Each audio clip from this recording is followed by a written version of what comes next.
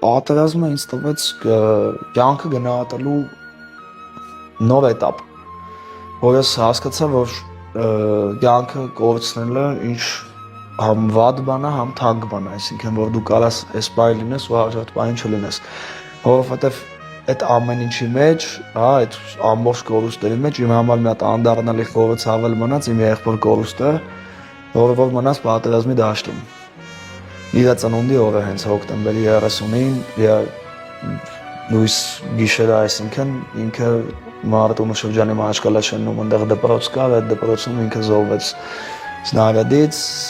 ու ոնց որ էդի տենց խորացավ թողեց իմ կյանքի մեջ, որ հասկացա, որ համ հարազատ աղբոր, չգիտեմ, ընկերոջ կորուստը այդ ամեն ինչը իր տեղը, բայց որ դու արդեն քո տան մեջ ես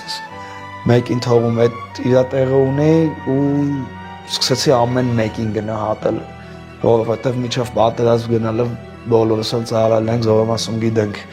լավն էլ, վատն էլ,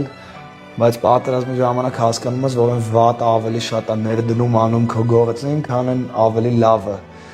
Ու այդ ամեն ինչը ոնց որ տենց բերեց հասցրեց մի հատ այդ էտապի, որ գնահատեմ դիմացինս, ինչքան էլ որ ինքը ինձնից ցածր լինի, կամ ինչքան էլ որ իր մտավոր ունակությունները ինձնից պակաս լինեն, ու հենց արդեն վերադարձանք զորամաս, այդ պայծ սկսած արդեն այլ մտածելակերպով, այլ ձևով էինք ծառայում։